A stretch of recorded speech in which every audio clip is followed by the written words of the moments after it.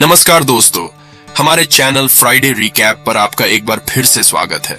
आज हम हॉलीवुड की एक वेब सीरीज के बारे में बात करने जा रहे हैं। इस सीरीज का नाम है एवरीबॉडी लव्स डायमंड्स और ये कहानी एक ऐसे चोर के बारे में है जो दुनिया के सबसे सुरक्षित लॉकर को लूटने की योजना बना रहा है। सीरीज के मुख्य किरदारों की बात की जाए तो फर्स्ट कैरेक्टर है लियोनार्डो, जो कि इस सीरीज का मेन हीरो है, जिसे उसके दोस्त लियो के नाम से जानते हैं। लियो एक बहुत ही चालाक और कुशल चोर है। वो कई सालों से चोरी कर रहा है और वो कभी भी पकड़ा नहीं गया।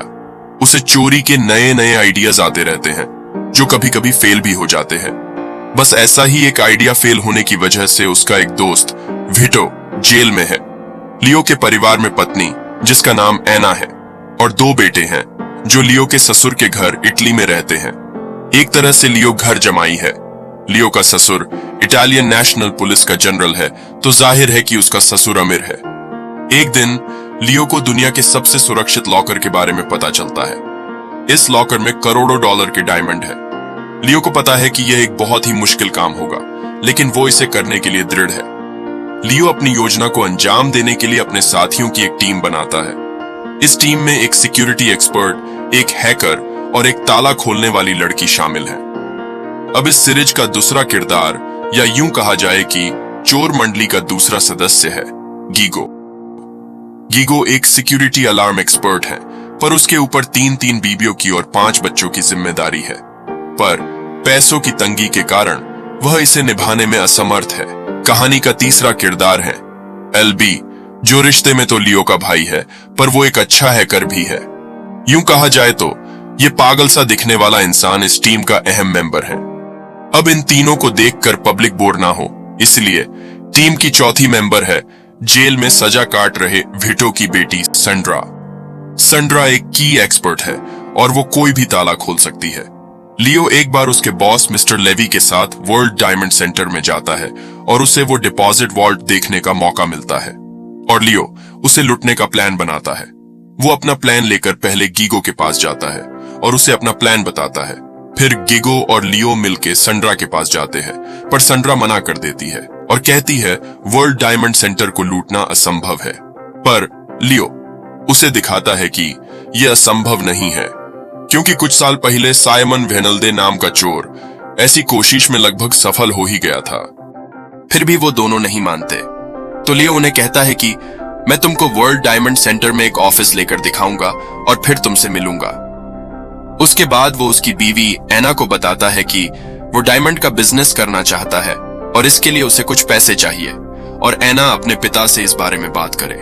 एना मान जाती है और उसके पिता को भी पैसे उधार देने के लिए मनवाती है। पैसे मिलने के बाद लियो मिस्टर लेवी, जो उसका बॉस है और डायमंड का बड़ा व्यापारी भी है, उसके पास जाता है और उसे डायमंड बिजनेस सिखाने के लिए कहता है। मिस्टर लेवी मना करता है। लियो उसने मिस्टर लेवी से अब तक ली हुई सब सैलरी वापस करने का वादा करता है। आखिर लेवी उसे बिजनेस सीखने को तैयार होता है। तब लेवी लियो को डायमंड की परख से व्यापार तक उसे सब सिखाता है। डायमंड बिजनेस के बारे में सीखने के बाद लियो अब वर्ल्ड डायमंड सेंटर में एक ऑफिस पाने के जुगाड़ में लग जाता है। पर वहां ऑफिस मिलना इतना आसान नहीं होता, क्योंकि वर्ल्ड डायमंड सेंटर में उन्हीं लोगों को ऑफिस मिलता है जिनका बिजनेस टर्नओवर करोड़ों में हो और जो इलाइट किस्म के हो। तो लियो फेक बैंक स्टेटमेंट्स बनवाने के लिए उसके भाई को मनाता है।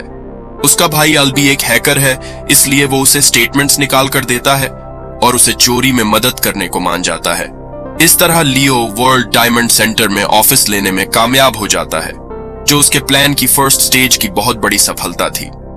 वर्ल्ड डायमंड सेंटर में ऑफिस मिलने के बाद लियो बहुत खुश होता है और अपने नए ऑफिस में जाकर नाचता है। तभी वहां उसका बॉस लेवी आता है। लेवी पहले उसे मुबारकबाद देता है और फिर उसे कहता है, तुम यहां जो करने आए हो उसमें मुझे 10% हिस्सा चाहिए। लियो पूछता है, तुम किस बारे में बात कर रहे हो? तब लेवी कहता है, मुझे पता है तुम यहां चोरी करने आए हो।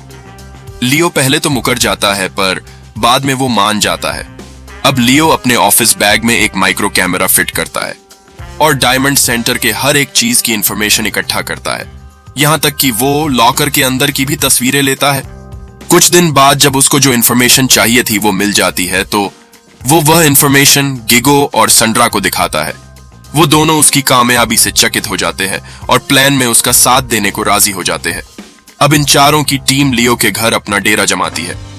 लियो उनको अपना प्लान समझाता है।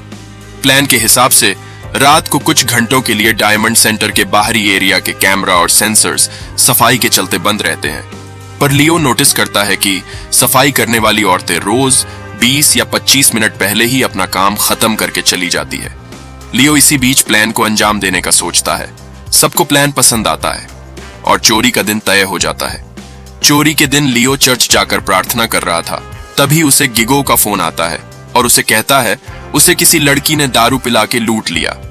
सब लोग अब गिगो को लेने जाते हैं, जो अभी भी नशे में है।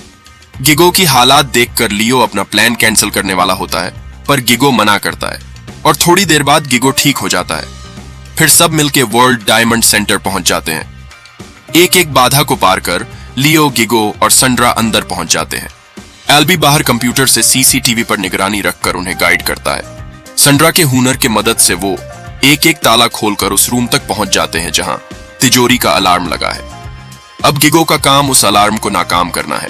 गिगो काम पर लग जाता है, पर जल्द ही गिगो को समझ आता है कि यह अलार्म नकली है और बस उनके जैसे चोरों को भटकाने के लिए लगाया गया है। अब वो सब निराश होकर वापस आते हैं। अब उन्हें पता है कि अलार्म को बंद किए बिना चोरी करना मुश्किल है। तभी उनको आइडिया आता है कि अलार्म कहां है, यह मालूम करने के लिए उन्हें वर्ल्ड डायमंड सेंटर का ब्लूप्रिंट चाहिए होगा। तभी लियो को याद आता है कि वो ब्लूप्रिंट उसे उसका बॉस और गुरु यानी लेवी दे सकता है। जब वो उसके बॉस को मिलने इसके ऑफिस जाता है तो इसकी सेक्रेटरी बताती है कि उसका बॉस हार्ट अटैक आने की वजह से अस्पताल में दाखिल है। तो लियो उसको मिलने अस्पताल पहुंच जाता है, लेकिन उसके बॉस की कंडीशन क्रिटिकल होती है और वह कुछ भी बोलने की हालात में नहीं रहता। तो लियो निराश होकर वापस लौट ही रहा था। तभी अस्पताल में उसकी मुलाकात वर्ल्ड डायमंड सेंटर की डायरेक्टर जुडिथ डेविड से होती है, जो अस्पताल में मिस्टर लेवी को देखने आई थी। तभी लियो को आइडिया आता है कि वो उसे ब्लूप्रिंट दिला सकती। अब लियो और उसके साथी जुडिथ को आटे में लेने का प्लान बनाते हैं, पर डायरेक्टर जुडिथ लियो को घास नहीं डालती। फिर लियो निराश होकर बाकी मेंबर्स को बताता है कि जुडिथ उसके आटे में नहीं आ रही है और लियो अपने भाई एल्बी को जुडिथ की कमजोरी निकालने को कहता है। पहले तो एल्बी भी मना करता है और वो लियो को उसूलों का ज्ञान देने लगता है, पर लियो उसे कहता है जब तुम अपने बॉयफ्रेंड के पति की जासूसी कर रहे थे तब तुम्हारे उसूल कहां गए थे। फिर एल्बी भी मान जाता है और डायरेक्टर जुडिथ की पूरी कुंडली निकालता है। तब उसे पता चलता है कि डायरेक्टर जुडिथ का एक दूसरा चेहरा भी है। वो हर शाम को स्ट्रिपर्स पार्टी में जाती है और नए नए मर्दों के साथ सोती है। तब वह सब लियो को ऐसे एक पार्टी में भेजने का प्लान बनाते हैं, पर लियो मना करता है। पर आखिरकार लियो पार्टी में जाने के लिए तैयार होता है। फिर लियो और सैंड्रा ऐसी एक पार्टी में जाते हैं जहां जुडिथ आने वाली थी। वहां लियो जुडिथ से मिलता है और उनमें तेरी भी चुप मेरी भी चुप इस शर्त पर उन दोनों में दोस्ती हो जाती है। इस दोस्ती का फायदा उठाकर लियो दूसरे दिन जुडिथ के ऑफिस जाता है और उसे कहता है मैं बिजनेस बढ़ाना चाहता हूं और इसलिए मुझे बहुत बड़े ऑफिस की जरूरत है। तुम मुझे बिल्डिंग के ब्लूप्रिंट्स दिखाओ तो मुझे ऑफिस चुनने में आसानी होगी। और ऑफिस ओपनिंग के दिन वो एक स्ट्रिपर्स पार्टी रखने का वादा करता है। पार्टी का सुनकर जुडिथ मान जाती है और उसे कुछ मिनट के लिए ब्लूप्रिंट दिखाने के लिए तैयार हो जाती है।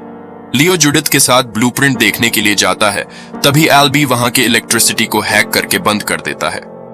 जब वो लोग ब्लूप्रिंट देखते हैं तब उन्हें पता चलता है कि अलार्म एक ऐसी जगह पर है जहां पहुंचना नामुमकिन है, क्योंकि अलार्म ठीक तिजोरी के नीचे रहता है और अलार्म एक बहुत ही एडवांस सिक्योरिटी सिस्टम से बना होता है, जिसमें कुछ सेंसर भी लगे होते हैं जो भूकंप या सुनामी जैसे परिस्थितियों के लिए होते हैं। इसका मतलब या तो अलार्म बंद करने के लिए उन्हें तिजोरी हटानी पड़ेगी या तिजोरी खोलने के लिए उन्हें अलार्म बंद करना पड़ेगा, और ये दोनों ही काम लगभग नामुमकिन होते हैं। सब लोग हार मान लेते हैं, मगर लियो हार नहीं मानता। वह अलार्म तक पहुंचने का रास्ता खोजने में लग जाता है। तब उसे पता चलता है कि शहर के नीचे से बहुत सारी पुरानी टनल गुजरती है। तो वो शहर का ब्लूप्रिंट लेकर आता है। ब्लूप्रिंट में उसे अलार्म तक पहुंचने का रास्ता मिल जाता है, जो टनल से होकर अलार्म की मोटी दीवार तक जाता है। अब दिक्कत सिर्फ ये है कि अगर दीवार में छेद करते वक्त ड्रिल की आवाज से अलार्म बज उठा तो वो पकड़े जा सकते हैं, पर एल्बी इसका रास्ता निकालता है। वो उन्हें बताता है कि अलार्म के बिल्कुल पास से रेलवे लाइन गुजरती है और वहां से हर 10 मिनट या 20 मिनट में एक ट्रेन गुजरती है, लेकिन अलार्म को इस तरह सेट किया गया है कि वो ट्रेन की आवाज से ना बजे। तो एल्बी कहता है, जब जब ट्रेन गुजरेंगी हम तब तब ड्रिल करेंगे। गिगो कहता है, अगर अलार्म ट्रेन का और ड्रिल की आवाज में फर्क पकड़ ले तब क्या? लियो कहता है, अगर इतनी भी रिस्क हम ना ले तो चोर होने का क्या मतलब? वो दीवार तक पहुंचते हैं और ट्रेन आने पर ड्रिल करते हैं, मगर अलार्म नहीं बजता। वो सब खुश हो जाते हैं और ड्रिल चालू रखते हैं। इतने में लियो को जुडिथ का मैसेज आता है और वो लियो को ऑफिस बुला रही होती है। वो लियो को लगता है कुछ इमरजेंसी है और वो उन दोनों को ड्रिल का काम सौंप कर चला जाता है। गिगो सैंड्रा को कहता है, ये ऐसे ही बीच में छोड़कर भागता है, इसलिए इसके प्लान फेल होते हैं। सैंड्रा पूछती है, क्या इसी वजह से मेरे पापा जेल गए हैं? गिगो कहता है, हाँ। कुछ देर बाद लियो वापस आता है और बाकी ड्रिल पूरी करता है। फिर वो लोग दीवार में कैमरा की मदद से अलार्म सिस्टम चेक करते हैं। अलार्म सिस्टम देखकर एल्बी के होश उड़ जाते हैं और वो उन लोगों को बताता है कि दरअसल ये अलार्म सिस्टम एक तरह का artificial intelligence based super computer है। इसको हैक करने की या छेड़खानी करने की कोशिश नहीं कर सकते। इस कंप्यूटर को हैक करने का एक ही चांस मिल सकता है। अगर सफल हुए तो ठीक, नहीं तो दूसरी बार ये कंप्यूटर समझ जाएगा और अलार्म बजा देगा। ये सुनकर सब फिर एक बार निराश होते हैं, गंदा सा मुंह बना के घर वापस आते हैं। इसी बीच लियो को बेल्जियम आकर बहुत वक्त हुआ है और उसकी बीबी एना उसे बार बार इटली आने के लिए कॉल कर रही है, मगर लियो कुछ ना कुछ बहाना बनाकर टाल देता है। इसलिए एना को शक हो रहा है कि लियो का कुछ चक्कर चल रहा है, इसलिए वो खुद ही उसे बताए बिना बेल्जियम आ जाती है और सीधे उसके घर पहुंच जाती है। इधर लियो और उसके साथी टनल से निराश होकर घर पहुंचते ही है कि थोड़ी देर में दरवाजे की घंटी बजती है। जैसे ही लियो दरवाजा खोलने जाता है और डोर होल से देखता है बाहर एना है, वो और उसके साथ सभी डर जाते हैं। दरवाजा न खोलने पर एना बाहर जोर जोर से चिल्लाती है। तब लियो दरवाजा खोलता है। लियो और उसके दोस्तों को देखकर एना चौंक जाती है और उनके कपड़े और वहां का माहौल देखकर उन्हें सवाल करने लगती है। तब लियो उसे 20 साल से छुपी उसकी असलियत बताता है कि वो एक चोर है और यहाँ वो वर्ल्ड डायमंड सेंटर को लूटने का प्लान बना रहा है।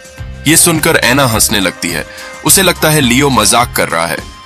जब उसे पता चलता है लियो सच बोल रहा है, वो वहां से गुस्से में निकल जाती है। लियो उसके पीछे जाता है पर वो उसे नहीं मिलती। जब सुबह एना घर वापस आती है तो लियो को उसे भी चोरी के प्लान में शामिल करने को कहती है। लियो उसे बहुत समझाता है पर वो नहीं मानती। आखिरकार उसे भी प्लान में शामिल करना पड़ता है। एल्बी जल्द ही अलार्म का क्या कर सकते हैं इसका उपाय ढूंढ लेता है और उनको बताता है कि मैं कंप्यूटर को हैक तो नहीं कर सकता, मगर उसको कुछ समय के लिए भटका तो सकता हूं। यह सुनकर सब खुश हो जाते हैं और फिर आगे का प्लान बनाने लगते हैं। अब अलार्म बंद होने के बाद तिजोरी खोलने के लिए उनके पास सिर्फ कुछ ही घंटे हैं, क्योंकि तिजोरी खोलकर उन्हें 500 डिपॉजिट बॉक्स भी खोलने हैं और उसके बाद वहां से बाहर भी निकलना है। वो सब तैयारी कर लेते हैं। एल्बी टनल में जाकर कंप्यूटर को कनेक्ट करता है और बाकी 4 लोग वर्ल्ड डायमंड सेंटर पहुंच जाते हैं। लियो और एना सिक्योरिटी गार्ड के कमरे में उससे कॉम्बिनेशन कोड निकलवाने जाते हैं और गिगो और सैंड्रा लॉकर खोलने में लग जाते हैं। सिक्योरिटी गार्ड को बेहोश कर एना और लियो कोड ले आते हैं और सैंड्रा उसकी मदद से लॉकर खोलती है। लॉकर खोलने के बाद वो लियो द्वारा बनाई गई मशीन से एक एक डिपॉजिट बॉक्स खोलकर हीरे निकाल लेते हैं और पुलिस को भटकाने के लिए कुछ नकली हीरे पीछे छोड़ जाते हैं। वो वहां से निकलकर वो सीधे अड्डे पर पहुंच जाते हैं और सब सबूत कचरे की बैग में भरकर साथ में ले लेते हैं ताकि उसे रास्ते में फेंक सके।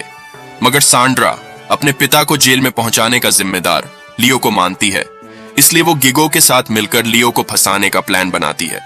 लॉकर खोलने के लिए खरीदे गए टूल्स का बिल जो लियो के नाम पर होता है, वो बिल कचरे के बैग में रख देते हैं। दूसरे दिन वो बैग पुलिस को मिलने के बाद लियो पकड़ा जाता है। अब लियो इससे कैसे बाहर निकलता है यह जानना है तो आप सीरीज देख सकते हैं जो आपको इंटरनेट पर हिंदी में मिल जाएगी, या फिर इसके अगले पार्ट के लिए आप नीचे कमेंट बॉक्स में कमेंट करके बता सकते हैं। अगर आपको ये वीडियो अच्छा लगा हो तो लाइक करें और अपने मूवी लवर दोस्तों को शेयर करें। हम आपकी प्रतिक्रियाओं का इंतजार करेंगे। ऐसी इंटरेस्टिंग वीडियो के लिए चैनल को सब्सक्राइब करना ना भूलें। तो मिलते हैं अगले वीडियो में, तब तक के लिए गुड बाय।